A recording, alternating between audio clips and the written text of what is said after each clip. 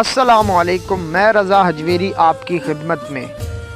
گنج بخش فیض عالم مظہر نور خدا، نا کی ساراں پیر کامل کاملہ را رہنما۔ آج ہم جس ہستی پاک کی خدمت میں نذرانہ عقیدت پیش کرنے جا رہے ہیں، وہ اپنے وقت کے سب اہل طریقت اور شریعت میں بہت بڑا مقام رکھتے تھے۔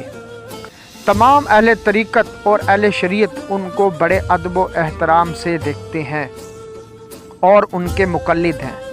آپ رحمۃ اللہ علیہ نے شروع میں ہی گوشہ نشینی اختیار کر لی اور تارک الدنیا ہو گئے تھے، لیکن آپ رحمۃ اللہ علیہ کو سرکار صلی اللہ علیہ وسلم نے براہ راست خواب میں آ کر حکم دیا کہ آپ گوشہ نشینی ترک کر دیں اور میرے دین کا کام کریں۔ حضرت داتا گنج بخش علی حجویری رحمۃ اللہ علیہ اپنی مایہ ناز تصنیف کشف المعجوب، جو کہ 1000 سال پہلے لکھی، میں فرماتے ہیں کہ میں ملک شام میں حضرت سیدنا بلال حبشی رضی اللہ تعالیٰ عنہ کی قبر مبارک پر سو رہا تھا۔ ہماری ایک ویڈیو حضرت سیدنا بلال حبشی رضی اللہ تعالیٰ عنہ کی موجود ہے، آپ ہمارے چینل پر دیکھ سکتے ہیں۔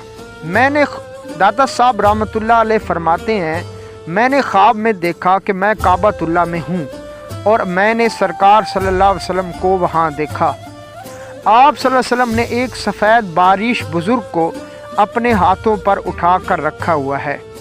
میں فرتے شوق میں آپ کی طرف دوڑا اور آپ صلی اللہ علیہ وسلم کے قدم مبارک کی پشت پر بوسہ دیا۔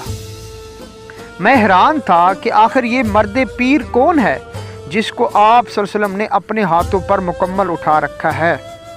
آپ صلی اللہ علیہ وسلم نے اپنی فراست سے میرے دل کی بات سمجھ لی اور مجھے فرمایا، یہ تمہارے اور تمہارے ملک کا امام یعنی امام اعظم ابو حنیفہ ہے۔ حضرت داتا گنج بخش علی حجویری رحمۃ اللہ علیہ فرماتے ہیں، اس خواب سے مجھے اور میرے اہل دیار کو بڑی امید وابستہ ہوگی۔ یہ بھی معلوم ہو گیا کہ امام ابو حنیفہ ان لوگوں میں سے ہے جو اپنی صفات بشریت سے فانی ہو کر احکام شریعت میں باقی ہو گئے ہیں۔ ان کی صفات بشریت کو مٹانے والے سرکار صلی اللہ علیہ وسلم خود ہیں۔ اگر خواب میں وہ خود چل کر آتے تو وہ باقی صفت ہوتے، یعنی جو اپنی صفات میں باقی ہوتا ہے، اور اگر سرکار صلی اللہ علیہ وسلم ان کو اس طرح اٹھایا ہوتا کہ ان کا ایک بھی پاؤں زمین پر لگا ہوتا، تو اس سے مراد یہ ہوتا کہ ان کے کسی کام میں بھی ان کی اپنی صفات کا عمل دخل موجود ہے، کیونکہ آپ صلی اللہ علیہ وسلم نے ان کو مکمل اپنے ہاتھوں پر اٹھا کے رکھا ہوا تھا۔ تو اس سے مراد یہ ہوگا کہ ان کے کسی کام میں ان کا کوئی ذاتی عمل نہیں ہے۔ انہوں نے جو بھی دین پر کام کیا وہ آپ صلی اللہ علیہ وسلم کے حکم کے مطابق اور آپ صلی اللہ علیہ وسلم کی سنت کے مطابق ہے۔ کیونکہ آپ صلی اللہ علیہ وسلم خطا سے پاک ہیں تو ان کا بھی خطا پر ہونا ناممکن ہے، اور یہ ایک مکمل راز ہے۔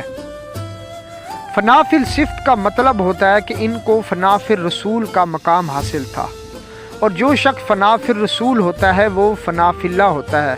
کیونکہ رسول فنا فی اللہ ہوتا ہے، اس لیے جو شخص فنا فی الرسول ہوگا وہ فنا فی اللہ بھی ہوگا۔ آپ کو طریقت میں بہت بڑا مقام حاصل تھا، اور آپ کو شریعت میں امام اعظم بھی کہتے ہیں۔